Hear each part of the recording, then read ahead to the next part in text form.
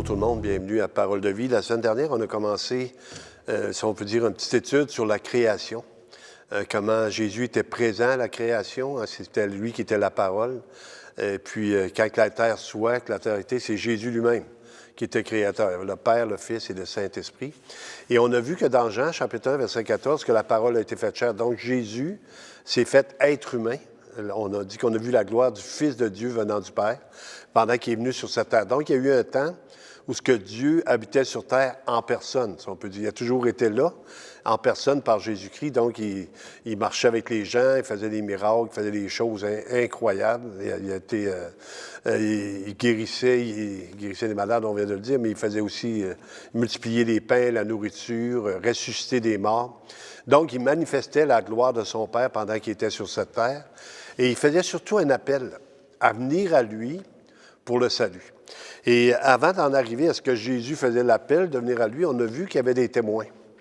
Entre autres, Jean-Baptiste, qui a été demandé de la part du Père pour être le témoin, pour être celui qui annonçait la venue qui était de celui qui était à venir. Puis j'ose dire qu'aujourd'hui, on est des témoins. Tous ceux qui ont connu Christ, on est des témoins de sa réalité, on l'a dans notre cœur, il vit dans notre cœur et on sent sa présence constamment, on peut parler avec, il est vivant.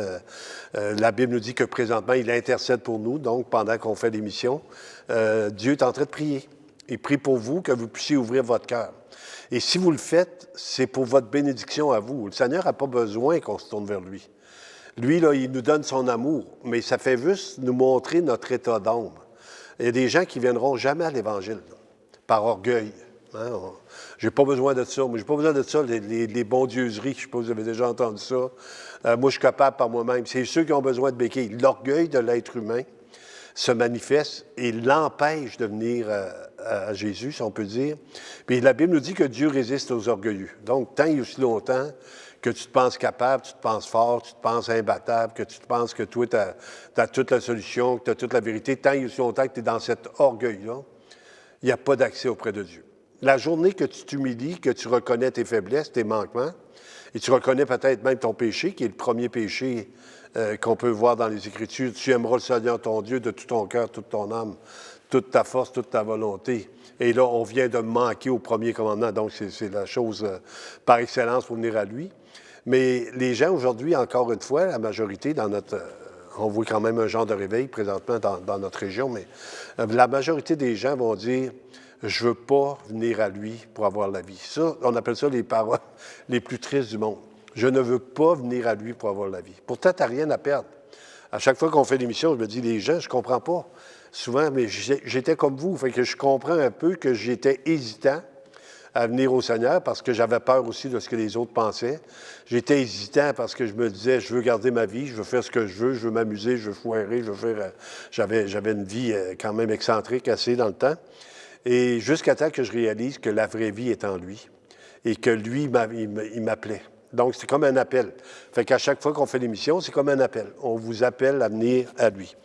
Dans Jean, chapitre 1, on avait vu la semaine dernière les versets 1 à 3, puis on va aller un petit peu plus loin, si vous vous permettez. Jean, chapitre 1, versets 1 à 3, au commencement était la parole, et la parole était avec Dieu, et la parole était Dieu, elle était au commencement avec Dieu. Donc, on a déjà dit dans l'émission que dans Jean, chapitre 1, verset 14, que la parole a été faite chair. Donc, Jésus est là à la création. Toutes choses ont été faites par elle et rien de ce qui a été fait n'a été fait sans elle. Donc, la création, je vais vous annoncer une nouvelle pour ceux qui pensent que c'est arrivé par hasard, ça a été créé par Dieu. Et la platitude de dire que c'est arrivé par hasard, imaginez combien, moi je me dis, on appelle ça le hasard et la nécessité. Les gens qui croient que Dieu n'existe pas, l'insensé dit dans son cœur, il n'y a pas de Dieu, je n'ai pas peur de le dire. Je rencontre des gens régulièrement qui disent, moi, je ne crois pas que Dieu existe. Mais il dit, si Dieu n'existerait pas, dans le temps de te dire, tu mourrais parce que tu respires, et puis la respiration, c'est lui qui te l'accorde. Mais je me dis souvent, qu'est-ce que tu crois quand je parle aux gens? Ben, les gens me croient que Dieu n'existe pas. Ouais, mais ça, explique un petit peu. Moi, je te dis que je crois que Dieu existe. Je vais t'expliquer pourquoi je crois que Dieu existe. Tu me dis que Dieu n'existe pas. Sur quoi tu te bases pour dire que Dieu n'existe pas? Ben, c'est dans mon cœur. Ouais, mais ton cœur, là, il est méchant et tortueux. peux pas te fier sur ton cœur, il faut se fier sur quelque chose de plus solide que ça. Moi, j'ai un appui solide sur la parole de Dieu qui a été laissée, là, 2000 ans. Les prophéties qui ont été écrites, qui se sont réalisées sous nos yeux, c'est écrit 800 ans d'avance. La parole n'a jamais changé. La parole nous dit d'aimer notre prochain. Je regarde comment Dieu manifeste son chose. Les gens sont transformés littéralement devant mes yeux quand je les vois venir au Seigneur. Je l'ai vu encore la semaine dernière à Rivière-du-Loup, des gens, des conversions radicales de gens qui comprennent maintenant qu'est-ce que Dieu a fait pour eux. Et dans Jean, et on n'est pas une époque particulière dans le sens que les gens ont toujours été appelés et la majorité des gens ont toujours refusé. Hein, il dit, étroit et resserré, chemin qui mène à la vie, il y en a peu qui le trouvent. Large et spacieux chemin qui mène à la perdition, beaucoup entrent par là. Donc, on ne croit pas que la majorité vont venir au Seigneur. Mais on croit que tous ceux que Dieu appelle vont venir au Seigneur parce que c'est Dieu qui les convainc. C'est lui qui convainc de péché, de justice et de jugement. Donc, toutes choses ont été faites par elle et rien de ce qui a été fait n'a été fait sans elle.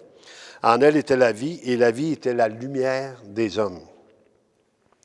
La lumière, lui, dans les ténèbres et les ténèbres ne l'ont point reçue. Il dit, vous n'avez pas voulu venir à moi pour avoir la vie parce que vous avez préféré les ténèbres à la lumière. Les gens préfèrent leur vie misérable à venir à la lumière. C'est comme, ils croient plus le mensonge que la vérité. Et le père du mensonge, c'est le diable. Donc, ils croient plus le mensonge, ça ne donne à rien, je ne crois pas à ça. On est dans un tour de raisonnement. Et s'il y a quelque chose que je peux vous conseiller, moi, je vous parle comme des amis. Quand je fais des missions de radio, de télévision, c'est comme si vous seriez avec moi. Mais vraiment, demandez au Seigneur qui vous parle. Demandez au Seigneur des signes. Il va vous se manifester à vous. Demandez-y, Seigneur, moi j'ai besoin de comprendre, ou un peu comme quelqu'un disait dans les Écritures, viens au secours de mon incrédulité. Donc, de venir au secours de l'incrédulité pour pouvoir mettre notre confiance en Jésus. Et là, il nous dit qu'il y a un homme. Il y a un homme envoyé de Dieu, son nom était Jean. Il vint pour servir de témoin, pour rendre témoignage à la lumière, afin que tous croient par lui. Il n'était pas la lumière, mais il parut pour rendre témoignage à la lumière. Donc, Jean-Baptiste, le cousin de Jésus dans la chair, si on peut dire, parce que Jésus est né d'Élisabeth, qui était la cousine de Marie, la mère de Jésus. Et lui, il est appelé à être un proclamateur. Il est appelé à être la voix de celui qui crie dans le désert. Ça veut dire quoi, la voix? Il crie, mais il n'y a pas nécessairement une majorité de réponses. Dans le désert, il n'y a rien. Quelqu'un m'avait déjà dit, en faisant de l'évangélisation, il dit, viens avec moi, viens dans un cimetière. Et là, dans le cimetière, et tu vas proclamer l'Évangile. Moi, je me dis, les gens sont morts. Bien, c'est la même chose. L'être humain est mort. Tant et aussi longtemps qu'il n'a pas demandé à Jésus de venir dans sa vie, il est mort spirituellement. Ces choses-là sont voilées à ses yeux. Mais lorsque les cœurs se convertissent, le voile est ôté. Mais ça prend l'étape première, de croire que Jésus est nu, de mettre notre confiance en lui, le voile tombe. Et là, on comprend les choses de Dieu et on a une espérance bénie. Il nous dit, cette lumière était la véritable lumière qui, venant dans le monde, éclaire tout homme. Elle était dans le monde et le monde a été fait par elle et le monde ne l'a point connue. Donc, malgré la manifestation de cette lumière, malgré la manifestation de l'amour de Dieu, malgré la manifestation que tout ce qu'on a vient de lui, la majorité des gens, le monde ne l'a pas reçu. Les gens n'en veulent pas. Les gens veulent garder, encore une fois, leur vie. La Bible nous dit que si tu veux garder ta vie, tu vas la perdre. Si tu la perds à cause de moi, tu vas la retrouver. Donc ici, on a un bon échange. Un échange que j'ai expérimenté en 84. Je donne ma vie au Seigneur, ma vie de péché, ma vie de qui j'étais, ma vie d'arrogance, ma vie d'orgueil, ma vie d'incrédulité. Et lui, il me donne la vie éternelle, la vie de son Fils, la vie précieuse, l'espérance. Et je vous dis honnêtement, quand je me suis réveillé le 20 février 84 et que j'ai vu la transformation, je n'étais plus le même homme. Honnêtement, pour tous ceux qui m'ont connu avant, qui me voyaient aujourd'hui, vous savez que je ne suis plus le même homme, mais c'est comme si je serais né une deuxième fois. Et la Bible va en parler de ça, on va en parler dans les semaines à venir, mais je suis né une deuxième fois. Maintenant, j'ai une espérance. Avant ça, j'avais des convoitises, si je peux dire. Je désirais avoir telle chose, obtenir telle chose, essayer d'avoir telle chose. Mais là, j'ai une espérance. Je sais que la vie éternelle m'est accordée et que cette vie est dans son Fils. Il dit un peu plus loin au verset, on était rendu au verset 10, « Elle était dans le monde et le monde était fait par elle et le monde ne l'a point connue. Elle est venue chez les siens et les siens ne l'ont point reçue. » Vous savez, quand Jésus est venu sur cette terre, je pense les siens, entre autres, je pense au peuple juif à l'époque, Jésus avait des miracles que lui seul pouvait accomplir. Et quand Jésus est venu, il a accompli des miracles. On appelle ça des miracles messianiques. Des miracles que seul le Messie pouvait faire. Donc, il devait chasser un démon d'un muet. Normalement, quand on chassait un démon, parce qu'il y avait des gens qui étaient possédés, on demandait le nom du démon, puis on chassait le nom du démon pour que le démon parte. Guérir un lépreux. Dans l'Ancien Testament, il y avait des chapitres sur les gens qui étaient lépreux, mais personne, il n'y avait pas un lépreux juif qui avait été guéri encore. Puis le troisième miracle messianique, il devait guérir un aveugle de naissance. Il y avait des aveugles qui avaient été guéris, mais ce n'était pas des aveugles de naissance. Il y avait eu des genres de miracles. Et Jésus fait les trois miracles. Et savez-vous comment les gens l'ont rejeté? Ils ont dit que c'est par Belzébul. Donc, ils ont dit que c'est par Satan qui fait ces miracles-là. Et Jésus va dire, le salut s'est éloigné d'ici. Il n'y a pas de salut possible pour les gens qui, sachant que je suis le Messie, me refusent. Aujourd'hui, on peut se dire la même chose. Les gens, sachant qu'il y a un Dieu créateur, sachant que Jésus est celui qui devait venir et qu'ils le rejettent, il n'y a plus de salut possible après. Tant il y a son temps que tu es vivant, il y a du salut.